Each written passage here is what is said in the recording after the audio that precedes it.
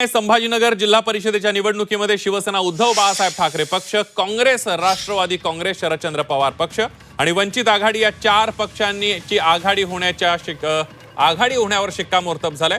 चारही पक्षांचं जवळपास सर्व जागांवर एकमत झाल्याचं सांगितलं जात आहे। राहिलेल्या 8 जागांचा तिढा सोडवण्यासाठी उद्या पुन्हा बैठक होणार आहे आणि त्यानंतर आघाडीच्या जागा वाटपाबद्दल घोषणा केली जाणार आहे।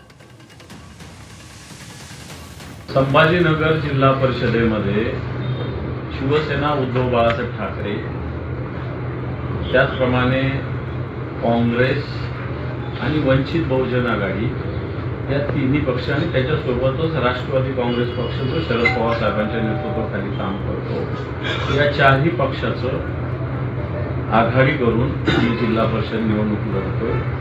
जवळपास मेजॉरिटीनं सगळ्या जागेवर आमचं एकमत झालेलं आहे। जिल्हा परिषदेच्या जवळपास 90% जागेवर एकमत झालेलं आहे।